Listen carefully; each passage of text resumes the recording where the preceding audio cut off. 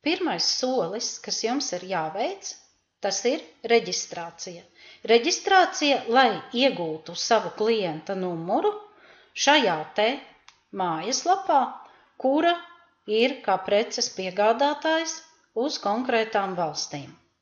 Un pirmajā solī jūs aizpildiet visus šos te lauciņus, vārds, uzvārds, visu iela, māja, pilsēta, visus lauciņus, un tad ejat uz sadaļu saglabā. Tad, kad tas būs izdarīts, jūs būsiet ieguvis savu klienta numuru. Un to klienta numuru jūs vadat, redzat, šeit jums ir e-pasts, jūs jau šeit viņu ievadījāt. Es tagad ievadīšu savu un parādīšu, kā tas izskatās no iekšpuses. Šādā veidā jūs ievadat arī paroli, kuru jūs šeit izveidojāt paroli, un ejat iekšā. Un ieejot iekšā, jūs redzat, ka jums jāiet tālāk ir jāpievieno pirkums.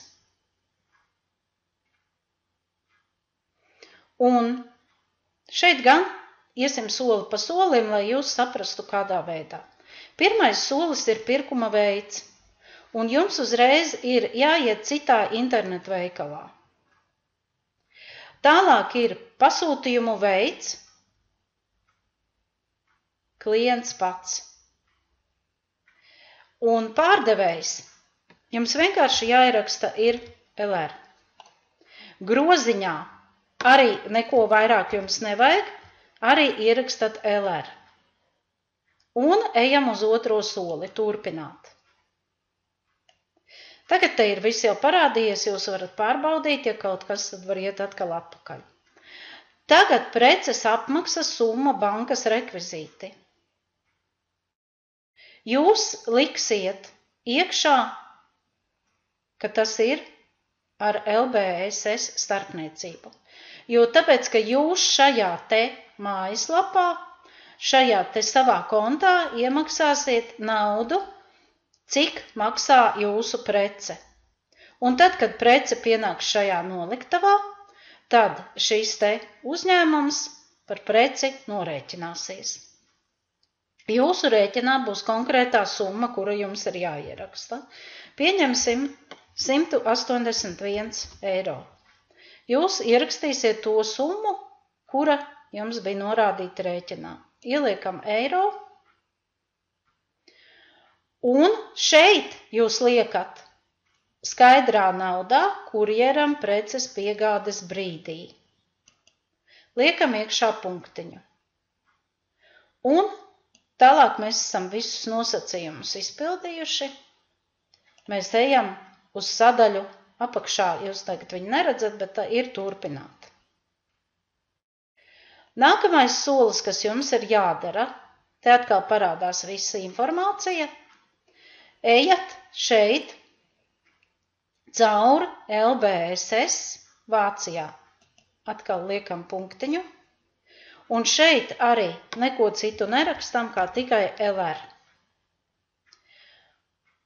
Te neprasās nekas e-mail adresē. Tālāk mēs liekam Vāciju valsti, Vāciju atrodam.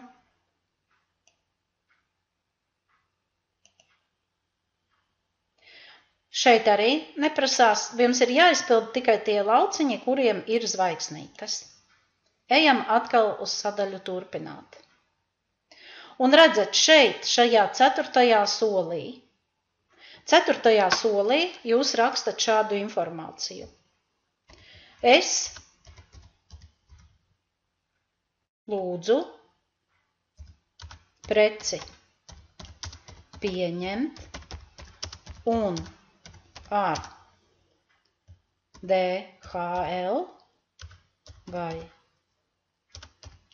Vācijas pastu. Attiecīgi viņam ir 2 sadarbības partneri. Nosūtīt man uz dzīvesvietas adresi. Un rakstīt savu adresi šeit iekšā. Ja? Piemēram, Valmiera, Vilku iela. Ja? Es tā saku kā piemēram. 5 dzīvoklis 10. Un LV, nezinu, kāds pareizi ir, pasta indeksu.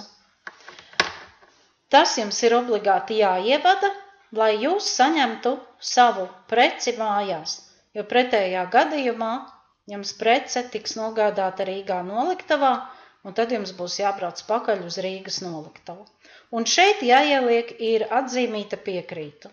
Noteikumus variet izlasīt, tur viss ir rakstīts, tālāk es neiešu, jo tālāk tad tas būs pievienots manā groziņā. Spiežat sadaļu turpināt, un jums jau parādīsies sava bilance, kāda viņa izskatās. Un tas izskatās šādi, jūs iesiet iekšā, jūs redzēsiet, un tur jūs iemaksāsiet naudu, un tad atkal savukārt pēc tam jūs iesiet un skatīsieties, kad būs prece saņemta, cik ir jāmaksā pa pastu. Jo šeit nav iekļauti pasta izdevumi. Tad, kad paka atnāk, tad tiek viņa nosvērta, nomērīta un tiek šeit pievienots attiecīgi piegāde, piemēram, klienta pirkums ir apmaksāts, ja, un piegāde, redzat, piemēram, tur 13 eiro vai transports. Ja? Jūs varat papētīt, šis ir paraugs kā bilances variants. Paldies! Es ceru, ka viss bija skaidrs. Neskaidrības jautājumos rakstiet man uz e-pastu vai jautājiet Skype'ā.